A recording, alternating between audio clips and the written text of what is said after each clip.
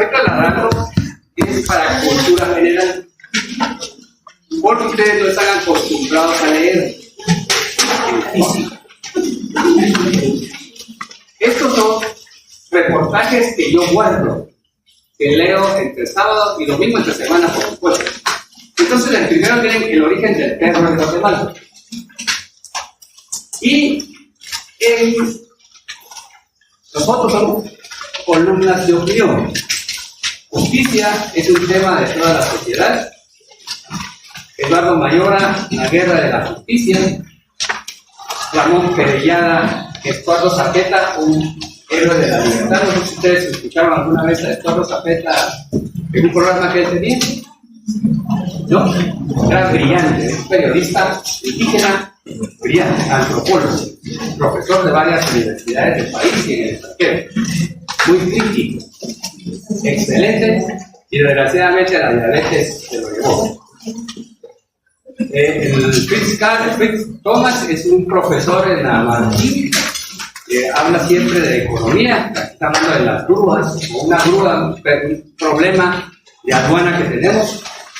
En otro van a tocar a Manuel Antonio Sandoval, uno de los dueños de Prensa Libre, muy buen escritor. La tan persistente duda de quién tiene el mando. Brenda Sanchilelli, a nivel internacional, brillante también. Kennedy y Trump redefinen la política estadounidense. ¿Ustedes saben quién fue John F. Kennedy? Una comparación entre lo que es Kennedy y lo que es Trump. Bueno, Samuel Beferian es un filósofo que escribe todos los sábados. Cuando disponemos de ser útiles, somos valorados. Este es brillante, es un sacerdote que escribe los días sábados también. A veces lo leo, a veces no. Pero este tema me gustó mucho. Religión de fachada. Imagínense que es una religión de fachada, hablando de un sacerdote de... Quiero que lo lean. Y lo vamos a platicar. No esta semana que viene, que son clases virtuales, sino la próxima para eso. Van a graduarse de abogados y notarios, pero van a ser licenciados en ciencias jurídicas. Tienen que dominar temas. Y nosotros en Mercatil no tenemos por qué saber temas. Mas sin embargo, lo sentimos como nuestra obligación. ¿Para qué? Para que ustedes tengan mayor instrucción. Y ya dejen por un lado los secundarios.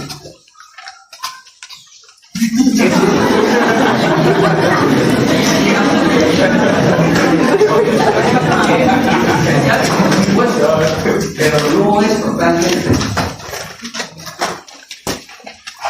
El leer a través de computadoras está probado científicamente. No les deja nada.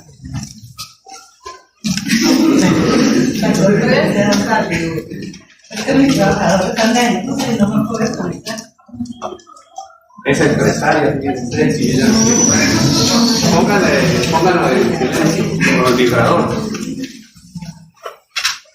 Tienen que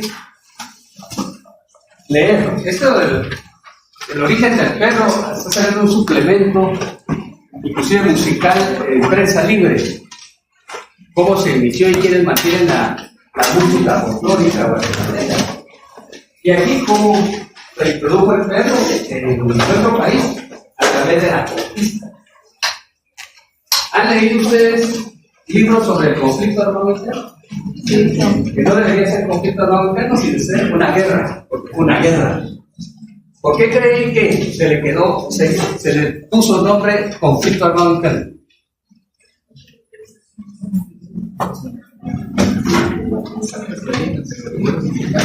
Por las masacres, dice Orlando. Porque era dentro del país. ¿No?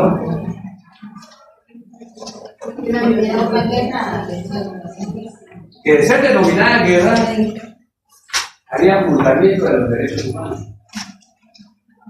Entonces todo militar, o inclusive guerrillero, que haya cometido delitos flagrantes, iba a ser condenado como tal. Pero no obstante eso, ser denominado conflicto armado, hay varios generales y coroneles que todavía están haciendo procesos. Está dentro de ellos Benedicto Lucas, hermano del presidente Lucas García. Él era un tipo, al igual que Otto Pérez Molín, que eran infantes. Ellos saltaban directamente en la pelea. Ellos se involucraban en la pelea, porque ustedes saben que hay intendencia, hay artillería, hay caballería, pero los infantes son los que se encargan de que el fuego se pierda. No sé si ustedes han visto tomas de Otto Pérez Molina frente a personas que yo conocí. Rodrigo Rías, eran terribles, hablando de unos campesinos recién detenidos, 6. Al rato el grifo vuelve a preguntarle, pues regresa, y los 3 estaban tirados muertos. Esa es la guerra. Dice la guerra.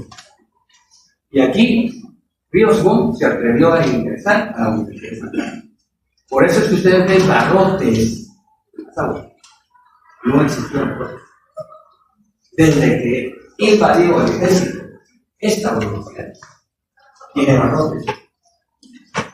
¿Saben cuál es lo todo? Que mucho militar estudiaba y estudia, si no es que haya algún militar aquí. Pero en el conflicto armado militar, había militares que no sabían que eran militares y ellos me lo decían. Policías. Pero gente que venía a estudiar. Venía gente también, era de la Comando 6, ¿verdad? Que estaban infiltrados y muchos profesores así murieron. Cuando yo me sometí a mi examen técnico profesional, nos estaban cuidando, éramos pocos, porque sabíamos muy poco, en 1980, el mismo año que yo empecé a dar clases. En la noche eran muertos 3 de ellos que nos estaban cuidando y otros 4 del bufete modular. Estaba, esto es real, un periodista y catedrático de aquí, Chus Marroquín, hijo del dueño de El Imparcial, no sé si ustedes recuerdan este periódico. Y le dijo al Chus, que estaba de chupa, pelo largo, daban clases de sociología. Y le dijo, compañero, usted no es alumno aquí, sálgase. Salió. Al siguiente día, trabajó. Y así puedo mostrarles cantidades de profesores de la facultad. Yo me escapé. Pero esas son 2 historias que los que llevaban directivos creían de izquierda, estupidez. Como el error cometido con Álvarez. ¿Saben quién fue Álvarez? ¿Ustedes leyeron el decreto 900? ¿No? ¿No les dijeron lean el decreto 900? ¿Reforma agraria? Los norteamericanos andaban metidos aquí creyendo que todos, igual que en Estados Unidos, eran comunistas. Y agarró un ataque contra comunistas, precisamente. Y realmente Álvarez no era un comunista, era un capitán distinguido. Fue humillado al salir del Sudano. Pero ya muerto, muchos años después, le rindieron honores, porque no era un comunista. Y todo a través de la CIA. En ese entonces era el embajador norteamericano de apellido Lechuga, que inclusive el hermano era uno de los dueños de los ferrocarriles. ¿Cómo se denominaban los ferrocarriles? No, antes. ¿Ah? ¿Cómo se denominaban?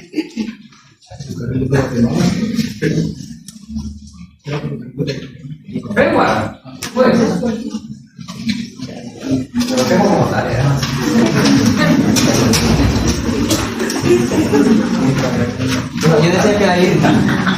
Logística, que era la empresa también que estaba anexa a la United Fruit Company. Pero, como detalle, yo sí considero que, por ejemplo, en el gobierno de Arbenz hubo mucha influencia de partidos comunistas.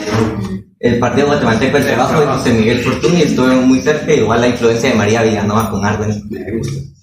Entonces, y o sea, sí hubo mucha participación, incluso cuando se empezó a aplicar el decreto 900, hubieron mucha tergiversación y expropiación de propiedades que no estaban consignadas en el decreto 900. Bueno, a terratenientes, pero que no estaban consignadas en el decreto 900. Pero había mucho demanda. Sí, pero que no estaba consignada en el decreto. Entonces, lo que tenía que procederse era crearse una legislación para que se... Pero en realidad nos íbamos a competir en un país común. Probablemente. Porque, por ejemplo, Arbenz compra armas a la Unión Soviética cuando Estados Unidos le prohíbe la compra de... ¿Pero por qué compró armas? Porque, pues, claro que existían movimientos en Honduras, ¿verdad? Que estaban liderando, porque, ¿cómo se llama ese señor? Y es que era contra Estados Unidos, pues, si era contra Estados Unidos, obviamente había un interés, ¿verdad, doctor? Porque así fue como las bananeras, ellos tenían, a través de la United, tenían acá, y como dice él, y muy acertadamente, probablemente había cierto dominio comunista, como puede ser que no, ¿verdad, doctor? Porque ese decreto 900, según tengo entendido, llevaba un interés también, no solo hacia las poblaciones que tenían terrenos, pero sí también a los poderosos de esa época. Esa es una de las razones. Otra es, a título personal, te digo, y por lo que he leído y a lo mejor lo poco que sé, la fuerte influencia de Estados Unidos hasta el año 2024 en nuestro país es, si analizamos, el letal para nuestro país, porque no nos dejan desarrollar, somos como su patio trasero, sin excusa, ¿verdad? O sea, sin querer poner una excusa que por eso no nos desarrollamos. Pero hay una fuerte influencia y un dominio de Estados Unidos aquí en Guatemala que a la fecha no deja desarrollar. Entonces pudieron haber sido grandes presidentes de la época, pero mira hoy, todo eso sucedió hasta hoy. ¿Qué pasó con Arévalo, papá? Que tuvo que ir al país. Sí. Ahora, en la guerra guatemalteca, Estados Unidos no le vendió armas a Guatemala. ¿De dónde adquiría las armas Guatemala para combatir? Sí, de la Unión Soviética, en tiempo que eran enviados por Cuba. Fíjese que de Israel. Se defiende bien, Los Galil. Son israelíes. ¿Sabe cuál es mi opinión en torno ahí? Y el error que cometió Arévalo papá en torno a ¿Cuál es el libro que escribió él? ¿Cuál? Es que, por ejemplo, yo leí clases sociales, grupos sociales y no clases sociales de él, justo. Pero... ¿Y el despacho presidencial? Ese no lo leí yo. Lean. Y lo que yo digo, o sea, para mí un error que fue es nombrar a él como candidato a presidente, porque había, como le digo, fuerzas del Partido Guatemalteco de Trabajo que querían que Arbenz llegase a la presidencia cuando él tenía prohibición para pertenecer al triunvirato. Entonces ahí fue algo que rompió ese desarrollo constitucional que ellos mismos habían establecido. ¿Quiénes fueron los dos últimos rescoldos del partido como diputados ya en esta época del partido guatemalteco? Ahí sí no. Le falla. Vean los discursos de Power.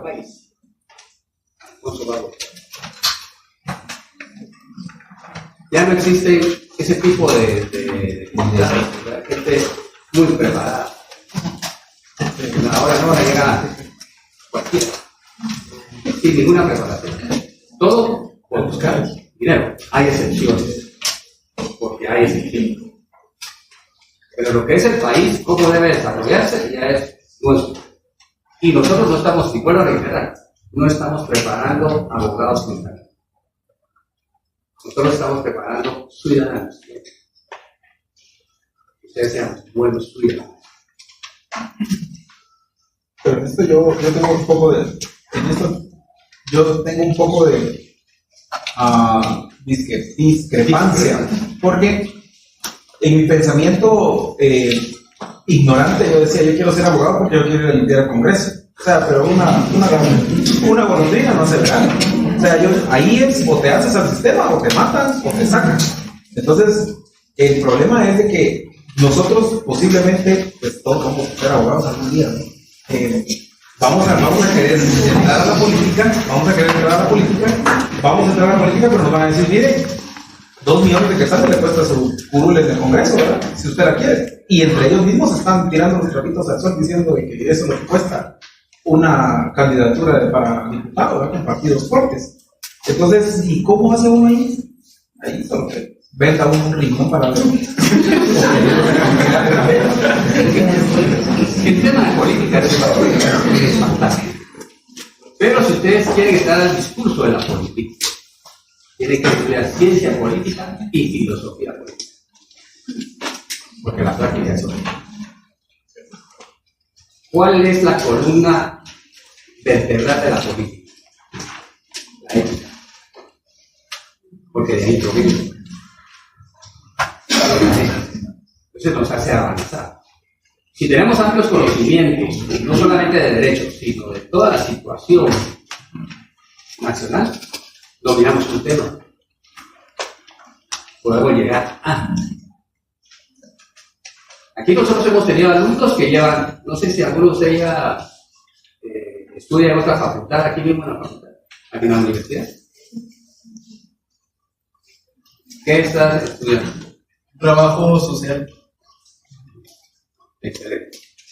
Teníamos alumnos y ya se quedó uno de ellos dando clases, brillante, pero él se quedó dando clases de política.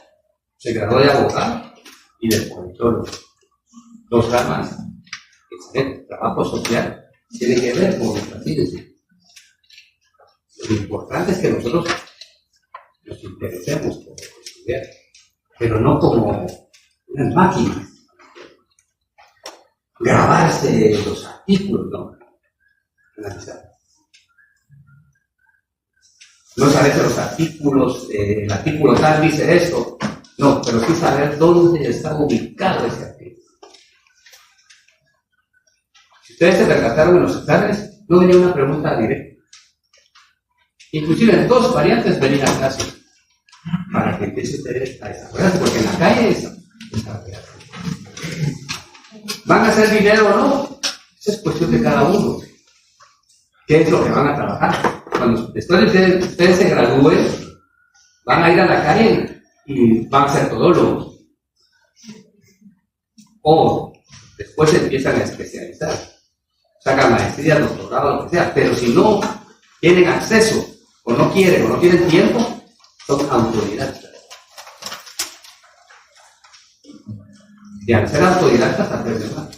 Y ya en la trayectoria, ustedes de su carrera dicen, bueno, me gusta más penal, me gusta más laboral, me gusta más administrativo, me gusta más la asesoría. ¿No? Ustedes ven, campo para el derecho.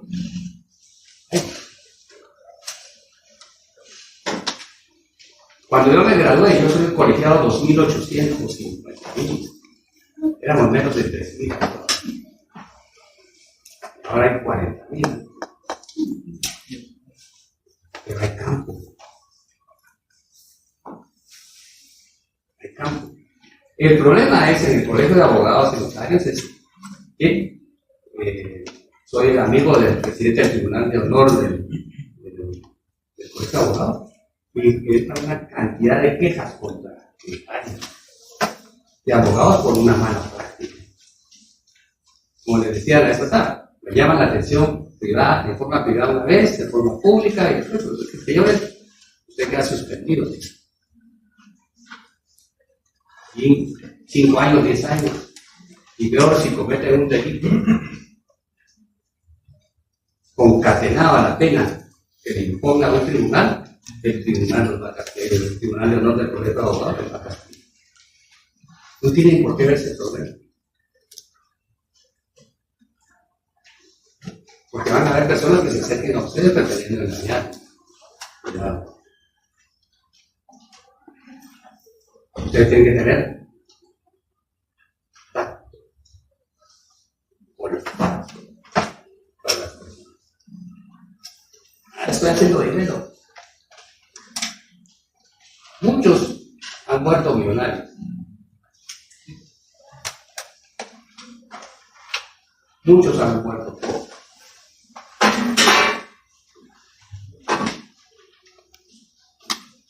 ¿Qué hizo Carlos Magno al morir. 3 deseos. ¿Cuáles fueron?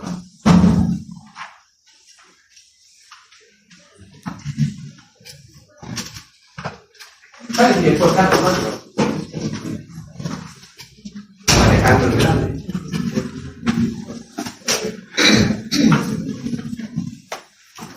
Conquistó casi toda Europa y parte de África. Uno de sus deseos, el primero, es que cuando él muriera lo cargaran a la tumba los médicos. ¿Por qué? Para decirles, señores, los médicos contra la muerte no pueden.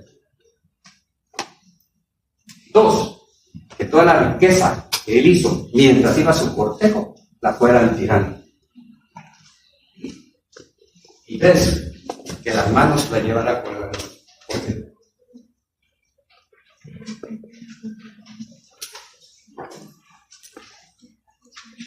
¿Sabe por qué? Porque nacemos con las manos.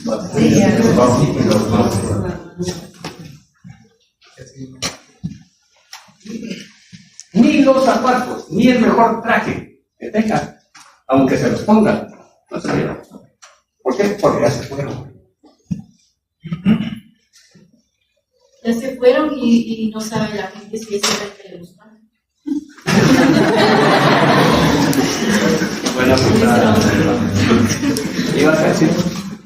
Sí, de hecho, el otro día que hablamos del tema de la muerte, me acuerdo que fíjense que también a ustedes les dé risa, sobre todo porque nos llevan unos años más fieles a nosotros.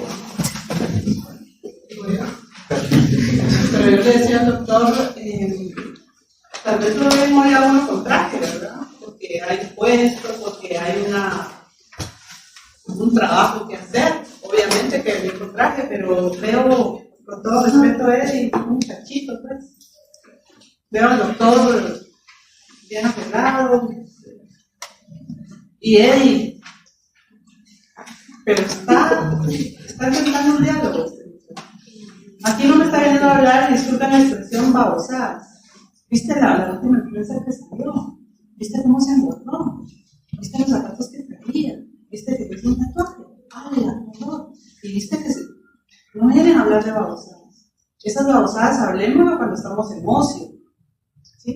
Yo estoy viendo en las noches y todas las noches me prendo o me pongo a ver mi novela. Y con eso me duermo, pues dicen que no hay que hacerlo, espero un rato, reflexiono y me duermo. Tiene malo ver mi novela. Ayer, el día martes que me fui acá, llegué como a las 7:30 de la noche a mi casa,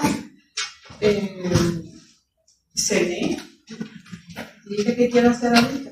Tenía como 2 horas más o menos de margen y empecé a leer. Cuando sentía las 10 de la noche, fíjense, no sentí. Estar leyendo, estoy sacando una maestría y me gusta, fíjense. Porque me cae mal que me pongan a hacer cuestionarios de qué tal pregunta, digo, pero ¿por qué me limita? Y a eso se decía el doctor, ojalá pudiéramos evaluar a los alumnos de forma verbal. Quiero escuchar el tono de su voz, quiero ver su gesto, quiero ver su mímica, quiero acercarme, quiero ver quiénes son ellos, qué sienten, qué piensan, cómo se desarrollan. Porque verlos aquí sentados para escupir, con las uñas. Alguien estaba así la realidad del examen, así su carita decía, no es pobre. Pero había pasado como 3 horas, la doctora, y el teléfono, y estos vehículos no le dolía. Pero se escribí, sí. Alguien me mencionaba, nos va a llevar toda la tarde a leer esto. Y dije, no, esos documentos que su profesor les dio, vayan degustándolos por porciones. No se agarren ese folleto como que, si yo les pongo ahorita una gran vianda y ustedes se la comen toda, ¿qué va a pasar? Les van a empezar al patatús, se van a parar al hospital, ya no podían venir a clase. Entonces, vayan leyéndolo por porciones, porque si no les va a dar una especie de náusea mental. ¿Sí? Y suele suceder. Mis clases, fíjense, jóvenes, empiezan para variar los días viernes. Empiezan a las 4:30 de la tarde, y ahora a las 4:20 tengo que estar conectada y terminan siguiendo a las 9 de la noche. Son 3 periodos seguidos, 1 hora y media los 3. Y yo no soy mucho más grande que ustedes, ¿me explico? A mí me gusta bailar, la música, las novelas, me gusta comer pan dulce con cafecito. Yo no soy menos que ustedes, ni más que ustedes. ¿Me explico, Juan? Entonces, cuando vienen a clases, guarden esos celulares, por favor. Sí, que mire que yo grabo, pues pónganlo en un lugar donde yo no lo vea. ¿Sí? Porque me estorba. ¿Saben por qué? Porque yo también estoy o sea, yo también estoy in y no soy out. Porque yo también tengo mi teléfono. Y me hace falta a veces. Si quieren ustedes la excusa, ¿cómo estarán mis papás? Mis viejitos de 86 años, ¿sabes? La viejita un poquito más joven, ¿cómo? Mis papás. ¿Cómo estarán mis hermanos? ¿Cómo está mi sobrinito que amo? Estoy enamoradísima de él, de 8 añitos. Le cuesta el tema de estar sentado así en un salón de clase porque él es creativo. Él cuando juega, él se inventa cosas. ¿De dónde sale tanta información? Yo quiero ser atleta, quiero ser youtuber. ¿No? ¿Sí? Estaba el día sábado, fíjense ustedes. Tenía que hacer porque tenía mi clase para el siguiente viernes y tenía clase para el martes y todo. Estaba en la casa de mis papás, ahora me fui a pasar porque ahí estaba mi sobrinito y la mamá. Yo la quiero mucho. Y de repente estaba en la computadora, les digo, eso no me permiten, voy a elaborar un trabajo, les dije, para mis alumnos. Y empecé a redactarlo para hacer las directrices de trabajo. ¿Y para qué es ese trabajo? Me dice mi sobrina, ella es mayor, y le digo, fíjate que es para los alumnos, pero estoy pensando dejarlo para que les llegue el martes. Y era sábado, se recuerda que tuvimos cierre suelto. ¿Cómo vas a creer eso? Me dijo ella, yo les, por favor. Yo creo que tienen, le dije, ellos son estudiantes, son de octavo y son de décimo. Yo les, si hay un descanso, me dijo, déjalos descansar. En serio,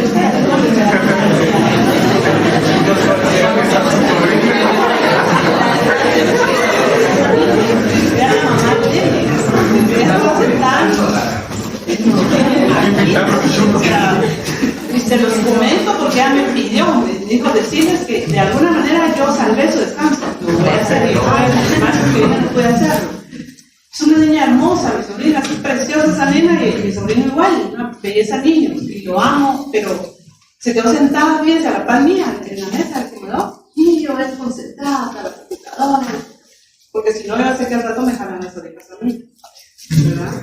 Entonces, el peso de responsabilidad que llevo por trabajar con el doctor Parra es fuerte, no crean ustedes que es así bonito, hermoso, maravilloso, viva la vida, no, me exige, y también me llama la atención, yo les pido que me hagan pistas. Y me dijo ella, mira Yoris, sí, es un descanso, dejarlo descansar. A mí, cuando yo estudié en el colegio, a mí me caía mal, que venía el 15, venía el 12 o lo que sea de feriado, me dijo, y trabajar, y como que por fregar lo hacen, me dijo, yo no lo sé, no molestar, yo digo, dejarlo descansar, que viva menos ese descanso. Igual en mi trabajo es como que yo me voy a la playa el fin de semana, pero el lunes es descanso, y mi jefe más trabajo me pone, me dijo, pues dejarlo descansar. Yo dije, no, extiendo para el jueves. Hubiese querido que fuera más tiempo, jóvenes, pero el siguiente día, nosotros la siguiente semana tenemos clase virtual, entonces no quiero que sea, para mí es difícil en una computadora. Así que les cuento esta anécdota, lean pasito a pasito, ¿verdad? Esa información no lo lean de golpe, porque si no hay cultura de lectura, jóvenes, les va a dar una náusea mental, ¿verdad? Y por último, si ustedes andan en moto, les voy a pedir, por favor, jóvenes, usemos el sentido común, la lógica para manejar. Porque nos ponen en un aprieto. A mí me encanta andar en moto. Les digo, y me recuerda, la moto me recuerda a un amigo que falleció hace exactamente un año. Un amigo ingeniero, un amigo karateca, al igual que el doctor, un amigo joven, un amigo que tenía un hijo de 12 años, y por venir en un carro en contra de la vía, en un carril reversible, con una BMW a él, chocó y el regresante murió. El dolor yo lo llevo aún adentro de mí. Entonces, jóvenes, si andan en carro, sean prudentes, dejen de estarse atravesando el semáforo en rojo, motos, dejen de estarse atravesando el semáforo en rojo, dejen de andar en la... Aquí está la calle, párense aquí, miren, y no se estén parando aquí donde los demás carros pasamos, porque mi carro es pequeño, jóvenes, pero lleva velocidad y peso, a lo mejor pesa no sé cuántas toneladas, un toponcito que yo le dé a su moto y usted sale volado y me mete en un problema. Seamos prudentes. Yo le decía a Dios ahorita, ¿en qué momento la ineptitud llegó a nuestra vida? Dios mío, la idiotez. Porque jóvenes, perdónenme, pero se atraviesan peor que renegados. Entonces ponen en aprietos y vuelven este país un caos. Seamos prudentes, que para eso Dios nos ha dado inteligencia. El semáforo nunca se va a quedar en rojo toda la vida. Él va a cambiar, pero paciencia. ¿Sí? Don Papá. Yo monto una misenaria. Tanto que decir, tanto que enseñar es que... Tierra Rosada. ¿Qué es? ¿Has leído algo de Tierra Rosada? Sí, es la política que implementó en Ríos Montt. ¿Y de dónde venía Tierra Rosada? De Vietnam. Entrenamiento norteamericano. ¿Qué hizo Ríos Montt? Implementó Tierra Rosada. Llegaban las aldeas, los caiviles, los soldados rodeaban las aldeas y extinguían los hombres, mujeres, en las iglesias. Era lo que los gringos hicieron en Vietnam con las bombas napalm. Las bombas napalm explotan no en el suelo, sino antes de llegar y tiran como si fuera pegamento y se les queda pegada en la piel y se quema. Una muerte de muerte. ¿Usted vio la audiencia donde Ríos Montt declaró delante de la jueza, es muy vaga, donde él dijo que él no había ordenado, que él nunca dio la orden que le mostraran dónde él había firmado para hacer la masacre de los chiles, por la cual lo estaban persiguiendo a él. Pero él dijo, yo no maté, yo no firmé.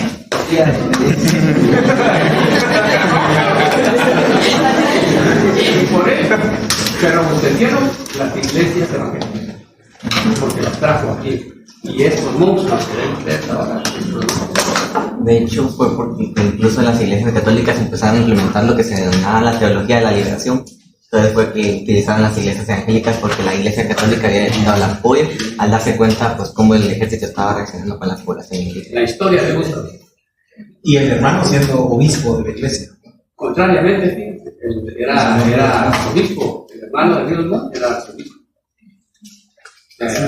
Como decían antes, para las carreras, para los chicos, o sos militar, o sos abogado, o sos sacerdote. Esta era la política.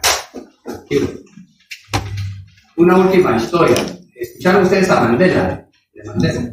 Nelson Mandela.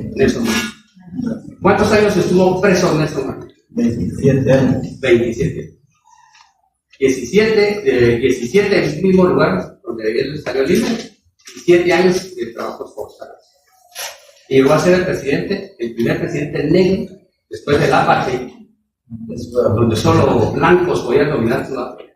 Él llegó a ser presidente saliendo de la cárcel. Invitó al fiscal que pidió la pena de muerte para él a cenar.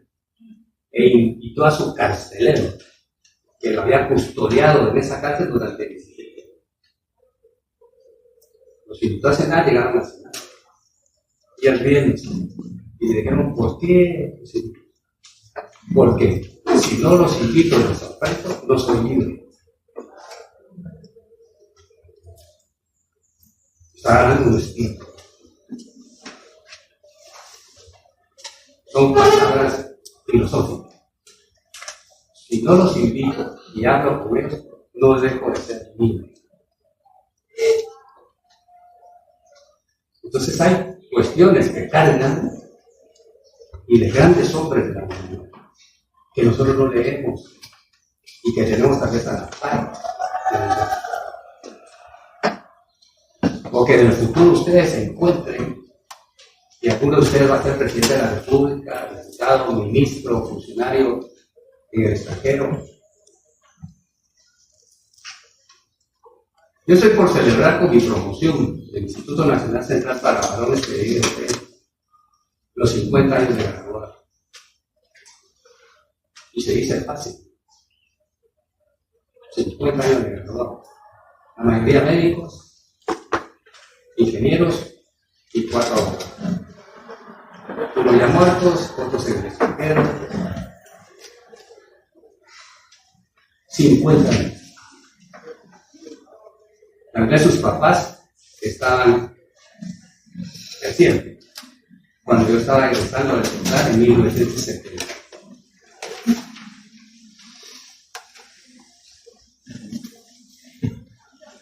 No, el terremoto fue en el 76. Yo ingresé aquí a la facultad en 1975.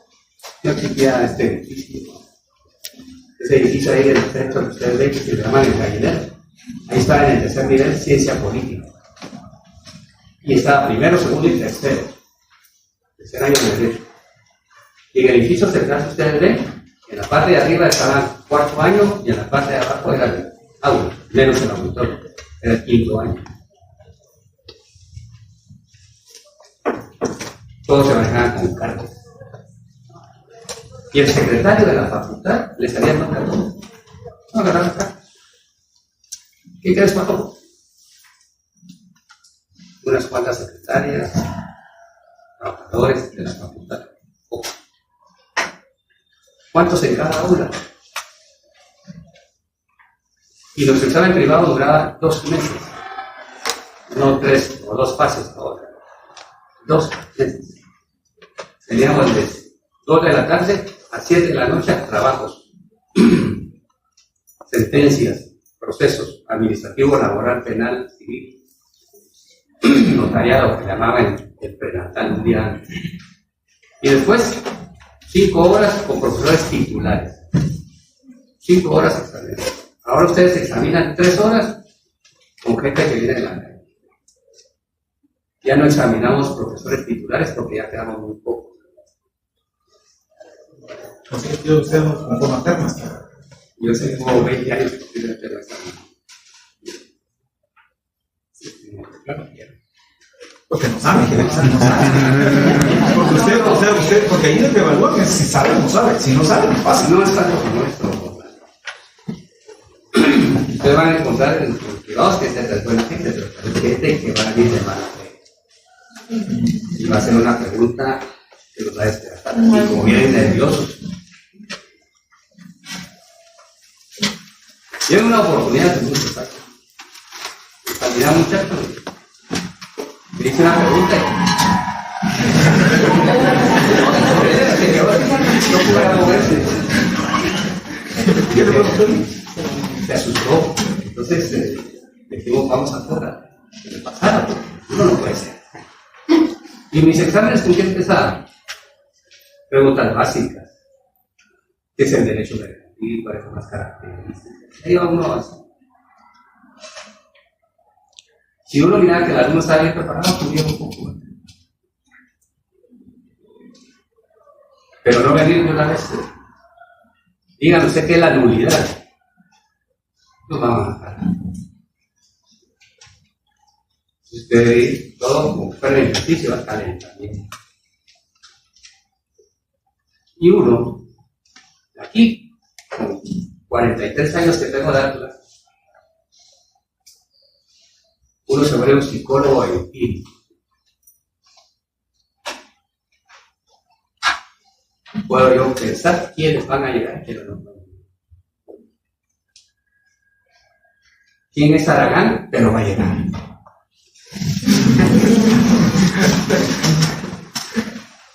¿Quién es listo de los que ven aquí? Y va a llegar. Y resultan a veces ser brillantes. Y los mudos.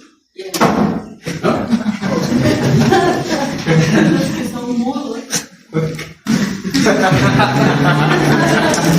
Entonces es importante, porque dice si van a participar, hablen, no tengan temor. No tengan temor. ¿Por qué? Porque como latinos estamos acostumbrados solo a puras esponjas, ¿no? Hay que ser un estudiante crítico. El ser crítico no es estar criticando al profesor, no. Voy a participar. Tengo una duda. Es decir, tú no te va a preguntar, es tonto. No hay pregunta tonta. No hay pregunta tonta. Yo también podría opinar, licenciado, de que si pienso de que en Guatemala una del talón de Aquiles que todos tenemos es de que en Guatemala no nos implementa o no nos dan para que nosotros tengamos la capacidad de leer.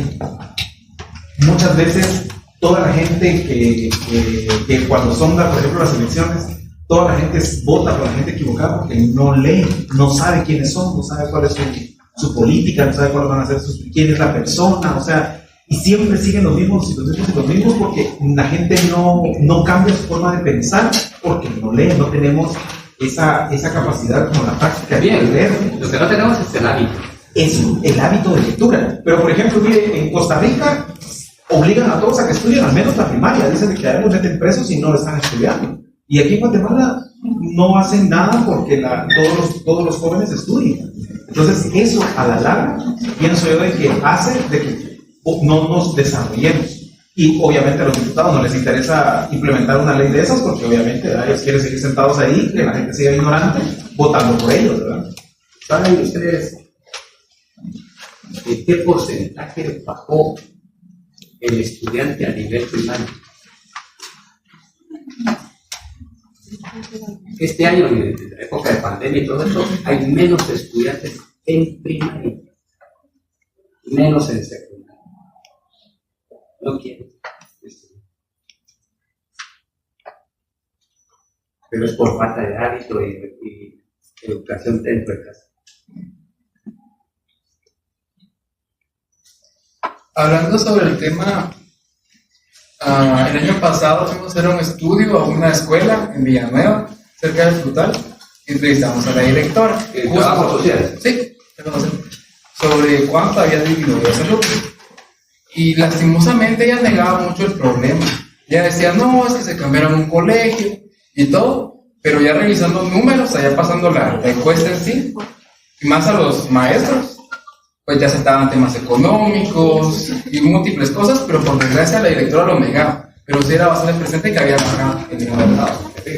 Y esto va a tener consecuencias a futuro. Terribles para el país. De hecho, licenciado, en el interior ya eliminaron la carrera de magisterio. Y ahorita se está viendo la problemática con usted a futuro, porque la Facultad de Humanidades tiene muchas extensiones en todos lugares, hasta en el más recóndito del país. Y ahorita que se acabó el magisterio van a cerrar muchas extensiones, porque no hay. Y ya no existe en el interior. El orgullo de papá y mamá es que tener un maestro en su casa.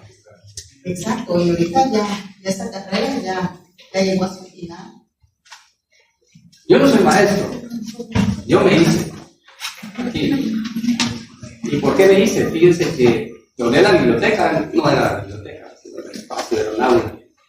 Entré a primer año, teníamos profesores. Yo dije, yo voy a ser profesor. Los profesores brillantes. Muchos de ellos se fueron y muchos de ellos murieron por el conflicto. Y se me hizo, fíjense, porque cerré Pensum en el 79 y en el 80 ya estaba dando clases en el nivel de febrero. Yo era jugador de fútbol. Usaba el pelo largo.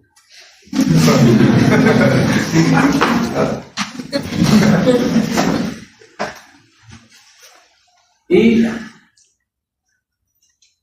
precisamente en ese año me dijo el entrenador, mira, si quieres quedarte aquí terminé jugando en la Universidad de Santa. Me dijo, yo voy a cerrar Pensum y voy a procurar, porque procuré desde el primer año. Porque entrenaba a mediodía, entonces tenía mediodía para procurar. Y tuve buenos amigos míos, que ya eran mayores, abogados. No me pagaban nada, pero yo recibía mi sueldo de 61 quetzales al mes. Solo me trasladaron aquí con el mismo sueldo, 61 quetzales. Me gradué, ya subí de categoría, y vamos a ver.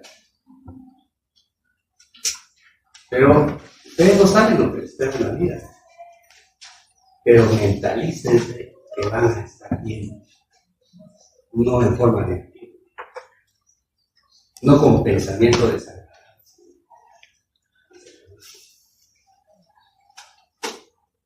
En mi época, cuando estamos ahí, eran 4 secciones, ¿no? De todos los semestres. Porque así como se iba viendo, no importa, pero se quedaban las aulas. Habían de 4 a 5 mujeres por sección. Ahora, en la facultad son 52%. 50 hay más mujeres.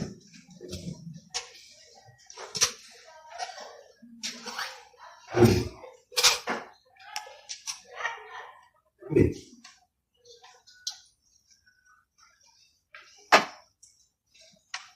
Y me he encontrado en esta vida con cantidad de personas, graduados, que ya no conozco, son tantos.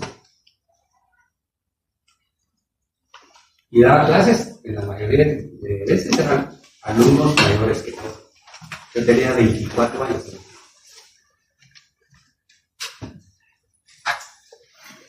Me saluda, mi memoria gracias. Pero aquí estoy. Y voy a seguir aquí hasta que salga el cerebro. Es mi vocación. En la calle trabajo. Aquí me quedo. Rompemos ya esto y sigamos ahora con la clase.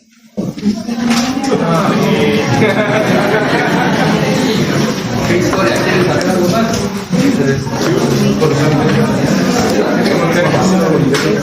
A Oliverio Castañeda, sí, por supuesto. ¿Sabían ustedes que Oliverio Castañeda venía del colegio americano? Él egresó del colegio americano. Era el estudiante número 1 de las económicas y el estudiante número 1 de la universidad. Oliverio Castañeda. Brillante. Andaba siempre acompañado de 100. Ese día que lo mataron, salimos de aquí en manifestación hasta el portal. La concha acústica dio él su discurso, era brillante tipo de... Se terminó. Él siempre con controles de seguridad, tenía estudiantes que también nos protegían.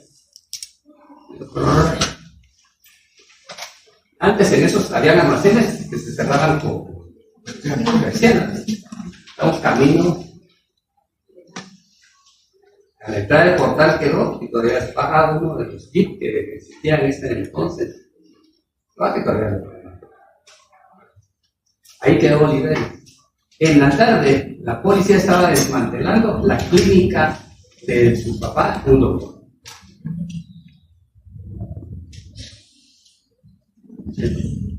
Controlado. Licenciado, pero él ya estaba amenazado de muerte y no le dijeron ese día que no saliera y él sí salió. Temerarios, jóvenes. Porque tenía una licencia de 15 años, yo tenía 23 años, yo tenía 22. Pero escuchar los discursos de este tipo. Antes, la calidad oratoria de los presidentes de las asociaciones de estudiantes. Ahora, ¿conocen ustedes a los? No existe. Antes los presidentes y los que participaban por medicina. El secreto era que le gustaba leer. ¿A Oliverio? Sí, era lector. Y era un tipo muy bien parecido. Pero egresado de El Americano. De un colegio de gente de mucho dinero en ese entonces. Actualmente no sigue siendo. Pero en ese entonces Doctor, ¿que a usted no le llama la atención la política de aquí dentro del Banco Central? Ya se dedicaron. Me encanta. Me encanta. Y me presenté una oportunidad. Cuando quedó de decano Gustavo. Sí. Pero ganar votos aquí no digo con arrogancia. Un académico no va a ganar. Ni la rectoría. Menos. Los rectores de años pasados eran eminencias. Realmente una porquería.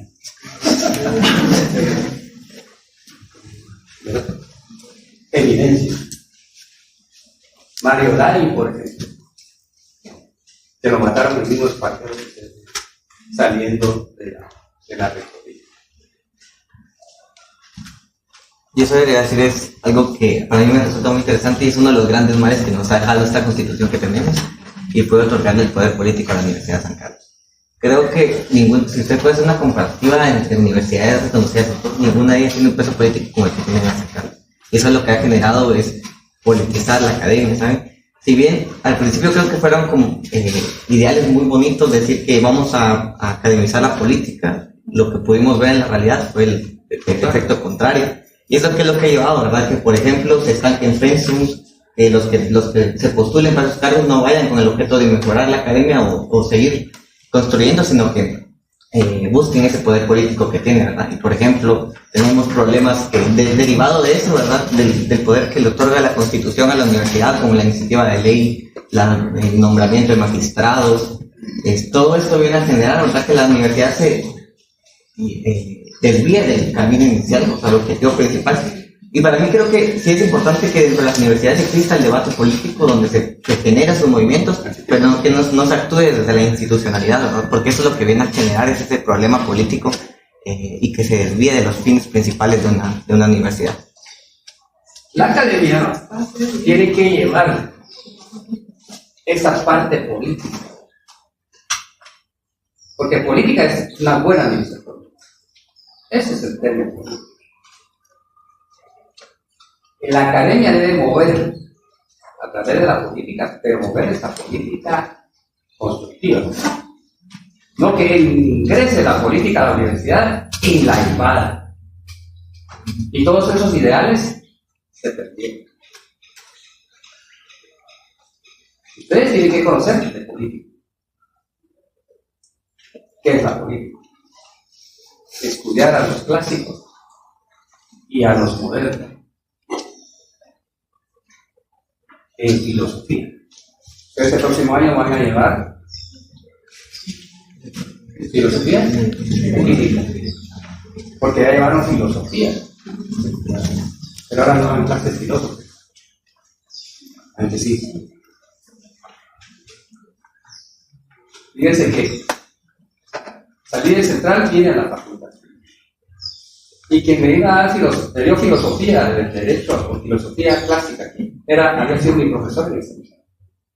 Don Medina. ¿Usted conoció al doctor Medina Salas?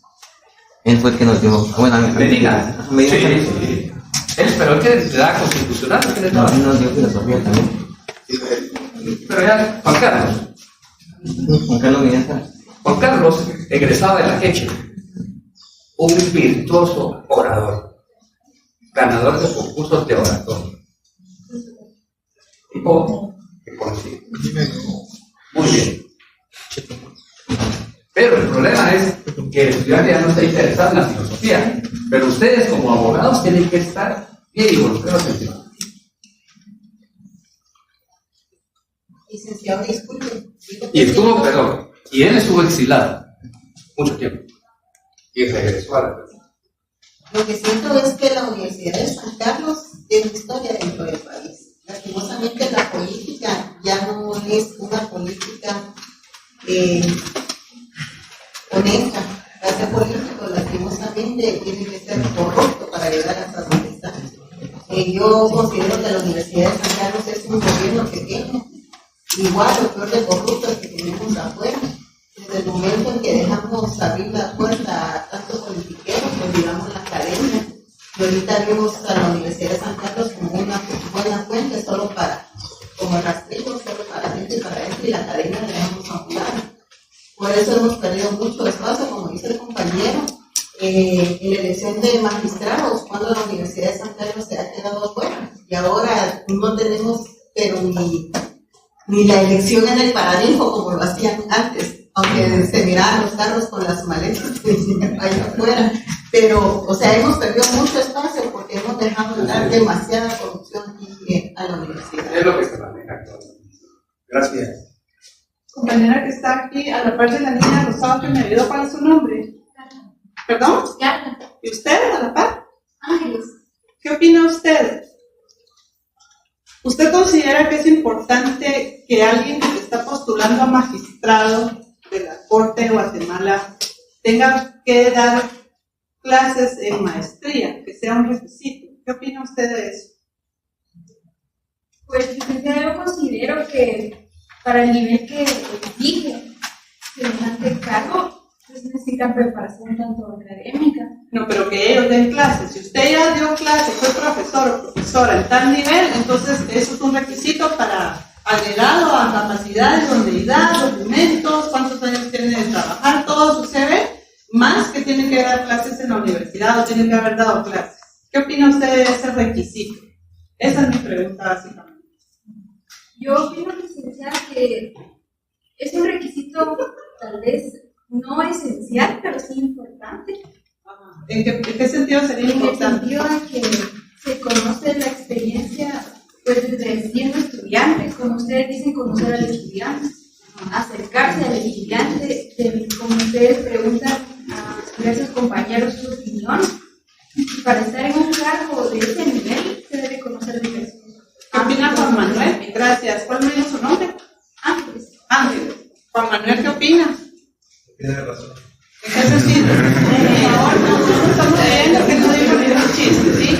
¿Qué opina Juan Manuel? Sobre lo que ya dije, sobre lo que usted comentó. De las dos cosas. Pues, yo creo que tal vez no es tan necesario dar clases, ya que si, pues, no sé cómo decirlo, creería que si un magistrado, yo creo que debe tener un doctorado, sí. Usted debe saberlo porque estudió constitucional. Ay, sí, pero yo creo que sí. Jonathan, ¿qué opina usted? Dígame, ¿cuál es su postura, Jonathan? Yo considero, doctora, que sí es como que necesario que den clases porque, bueno, en ese nivel, porque demuestras también la capacidad del profesional que está postulando. Es como ver si realmente tiene la experiencia necesaria para tener ese cargo. Fíjense que es interesante la postura, lo que está mencionando ella, de lo que dijo él, de institucionalizar. Marzo fue que empezó la maestría, ¿verdad, doctor? De propiedad intelectual. Sí. Primera clase, el profesor, miren cuál es su nombre. ¿A qué se dedica? 1 hora y media. Segunda clase, ¿quiero participar? Sí. Dígame. No, es que yo sí considero que no es algo tan positivo. Igual que suma muchos puntos, cuántos cursos, cuántas maestrías, cuántos doctorados han tenido, y eso hasta cierto punto lo vuelve algo elitista también, porque no cualquiera puede pagarse una maestría o un doctorado. Sí, exactamente. Además de los cursos ahora de maestrías, también ya son muchas veces se escogen al amigo, a alguien que no tiene la experiencia, a alguien que no conoce para nada el tema, a alguien que no tiene capacidad de docente. Le voy a debatir algo. ¿Cuál es su nombre? Efraín. Vamos a ver. En 3 años, si yo aún tengo vida y sigo trabajando con el doctor, yo quiero verlo hacer una maestría. ¿Qué dice? Pues a mí sí me gustaría, Lo pero reto. me gustaría que eso, solo por eso me elijan para un puesto como magistrado. Perfecto. ¿Acepta el reto? Veamos. Pues ya tengo metas. Perfecto. Estudiemos con nosotros por aportar a este país. ¿Sí? Les decía la segunda clase. No llegó. Profesor, ausente. El doctor dio la clase. El doctor Paco dio la maestría porque él es el presidente del área y él dio la clase del doctor. Tercera clase. Jóvenes, fíjense que me conecté, pero es que fíjense que ahorita estoy en la comisión de postulación y ahorita les vamos a poner a un auxiliar. Adiós. Y se quedó el grillo cantando, pero se seguro, ¿verdad? El doctor intervino también el que es director del área de académica del Instituto de Derecho Mercantil. y entró una auxiliar que, pobrecita ella, pues, no pobrecita pues, pero sí sentí mucha ternura porque se le fue el grupo encima. Y la cuarta clase, hablé yo, por favor, explíqueme, yo no entiendo nada de la clase, el compañero que va a exponer ahorita supuestamente iba a trabajar conmigo, ¿dónde me quedo yo? No tenemos el programa, el profesor se va a conectar a la clase o no, el profesor andaba en la comisión, porque uno de los requisitos era haber dado clases, ¿verdad? Haber sido profesor, ahí está mi requisito. Y los alumnos, los que sí queremos participar, los que sí nos estamos dedicando los días viernes, en lugar de hablar de parranda, andamos hasta las 9 de la noche, que así no lo estoy diciendo pobrecita, que sacrificada, no se lo estoy dando en ese punto. La clase de hoy fue una clase jurídica o fue una clase social. Nos damos cuenta de la problemática de nuestro país, jóvenes. Estamos con este muchachito, no le voy a preguntar su edad, pero este muchachito huele a bebé. A veces se pueden caer, huele a bebé este niño joven. Y está confrontando un profesor de época, un doctor en Derecho. Se dan cuenta que sí se puede. Y los demás sacándose el piojo, riéndose, callados, bostezando, viendo el celular, aburridos, jóvenes. De esta clase, ¿qué fecha soy? ¿Perdón? 29 de septiembre de 2024. 19, perdón. Esta su profesora a veces se le desconecta el cable. 19 de septiembre. Guarden esta clase 19 de septiembre, clase de Derecho Mercantil, porque ustedes van a tener un apartado en su examen para que desarrollen un tema de la política de lo que hablamos hoy en clase. ¿Fue por gusto haber venido hoy? No. Compañero que está, usted de Bechito, usted, ¿cuál es su nombre? Perdóneme si no se me olvida. ¿Usted es joven? Sí. Luis. ¿Perdón? Luis, ¿qué opina usted de que la iglesia esté conectada con el gobierno, con el Estado? Pues mi opinión podría ser que no se depende de qué tan religiosos seamos. Hable con libertad y como lo veamos nosotros. Hable con libertad. Mi punto de vista es de que podríamos decir que nos hace tener una línea hacia donde nos dirigimos. Por ejemplo, si el gobierno es tan corrupto, si la religión en teoría es para que nosotros tengamos una guía positiva. Y el gobierno, digamos que es destructivo. Desde mi punto de vista le puedo decir que si tenemos temor, se podría guiar más todas las personas, porque yo pues sí soy temeroso a Dios, entonces... ¿Usted cree en Dios? Yo sí. Entonces por eso trato de mi punto de vista no decirlo tanto, porque respeto a las opiniones de las demás personas. ¿Lleva alguna religión, Luis? Sí. ¿Qué religión lleva? Soy evangélico. ¿Puedo debatir? ¿Quiere debatir? Pues. Adelante. Precio para que escuchemos. Yo debato porque yo siento que si la política está junto con la iglesia es porque ahí hay intereses ocultos. En este caso podríamos decir de que la iglesia tiene que estar del lado del gobierno para que el gobierno no investigue el enriquecimiento ilícito que tiene. Por ejemplo, cada uno de los sacerdotes, ¿a quién de ellos les está fiscalizando sus cuentas? Y si ustedes van, y la mayoría de sacerdotes diocesanos, o sea, yo soy creyente católico, pero también soy creyente de que todos debemos de ser tratados por igual. Si todos aquí pagamos impuestos, todos deben de pagar impuestos. Entonces, en este caso yo pienso de que los sacerdotes, a ninguno de ellos les fiscalizan sus bienes, sus riquezas, y les puedo asegurar de que si se fueran investigados, se dieran cuenta de la cantidad de propiedades de las cuales ellos son poseedores y por qué tienen ellos esas propiedades. Se supone que en la iglesia todos tienen un voto de obediencia, voto de castidad, en este caso los diocesanos, y el de pobreza lo tienen únicamente los religiosos. Entonces, ustedes ven una comunidad religiosa que están ahí los pobres en Uber o en buses, que no tienen carros, y vayan a ver ustedes los carros que tienen los diocesanos. Los obispos no fueron muy lejos. Son carros del año, y muchas veces, bueno, lo voy a mencionar, el cardenal Quesada Toruño, él era una persona, él era un doctor en hablar, o sea, él podía hablar y podía debatir con quien sea, porque era una persona muy preparada. Pero también se sabía de que al cardenal, para que él fuera a dar una misa, se le tenía que dar dinero por debajo de la mesa en efectivo, porque él no aceptaba cheques, por ejemplo.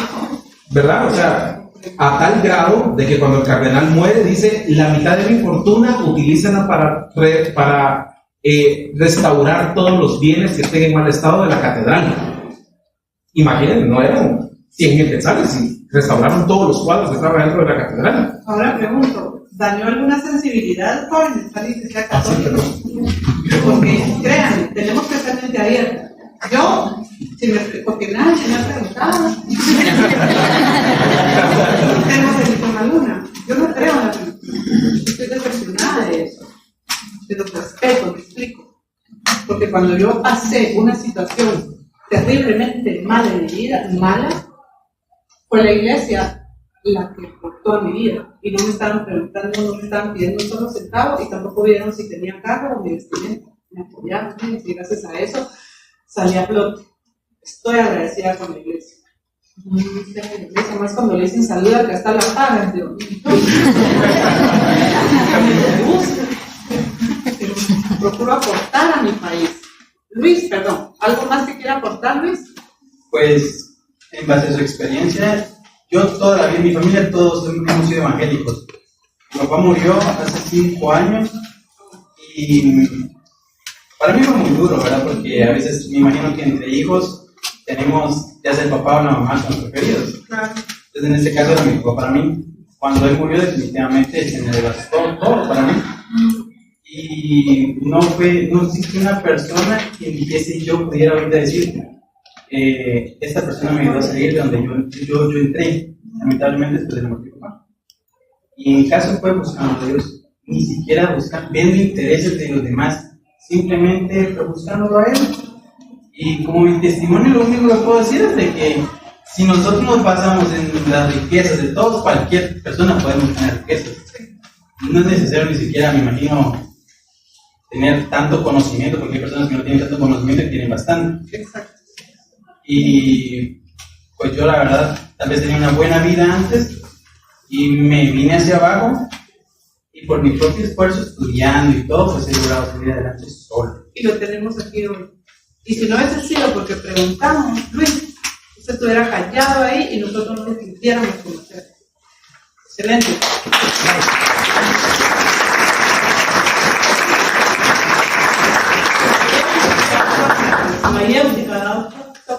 A ver usted y me dice todo el tiempo, Sí, es que yo había considerado que está a través de la política, la religión y el negocio.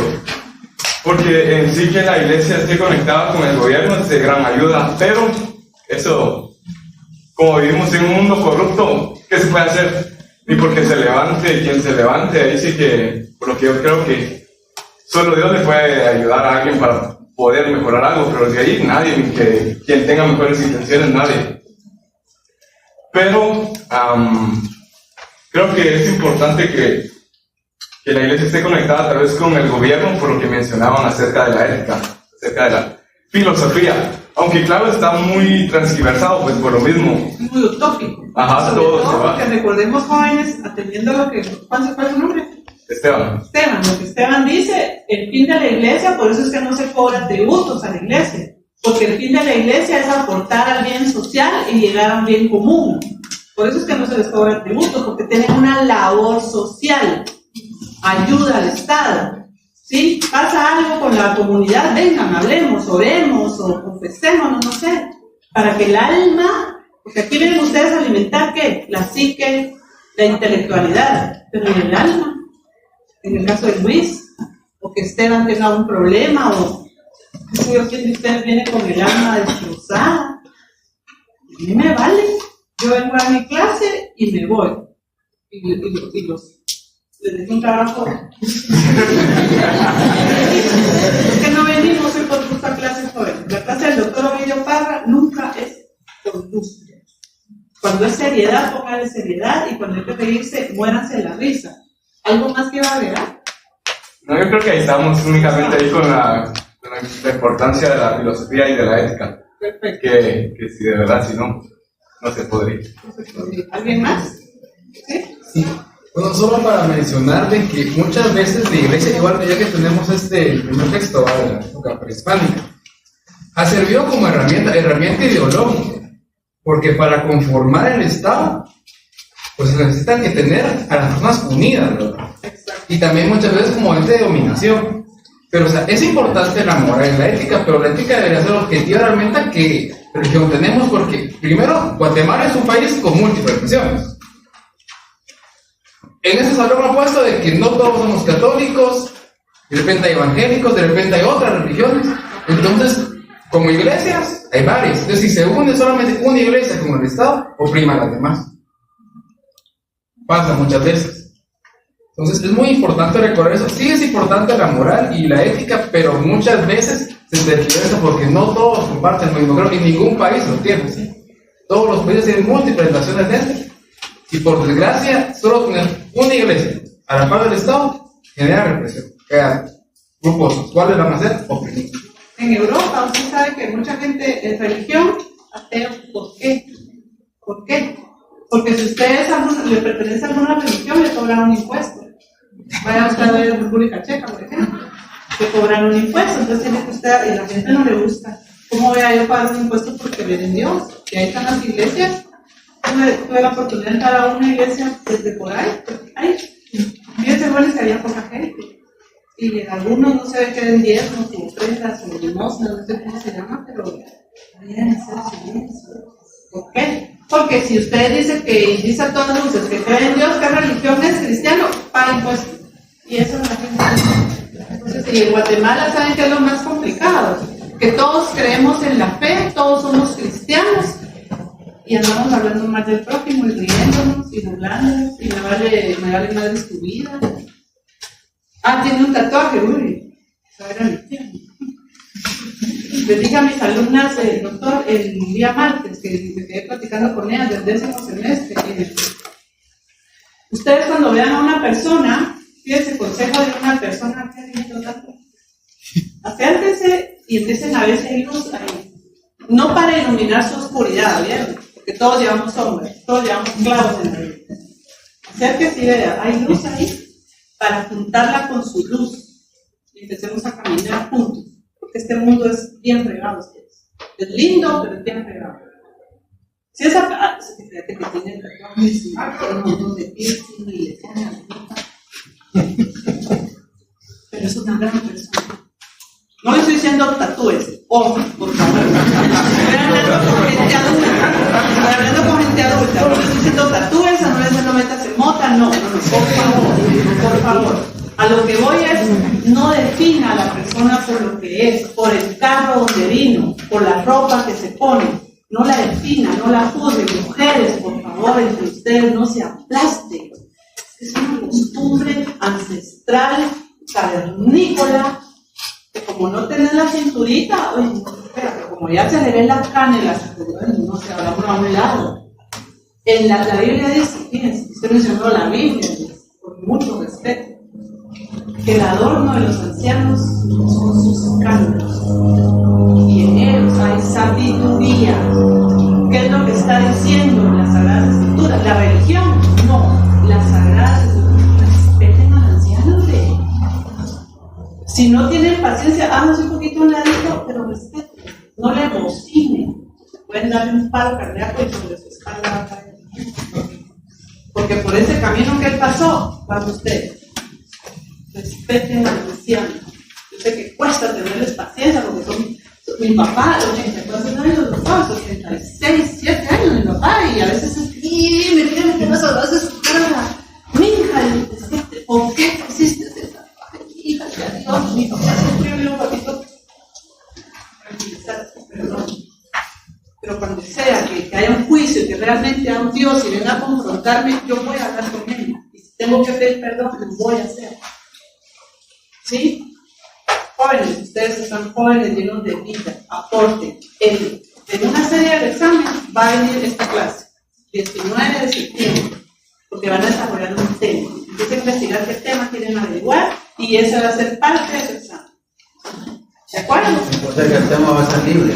Ya nosotros podemos investigar el tema. Por eso respete. Ha sido una gran diferencia, aunque dicen que el derecho me saquila el burgués. Y eso es todo. Que se desarrolla más en universidades privadas y financieras. La mayoría de actores financieros y bancarios son resultados de la. Buenas tardes.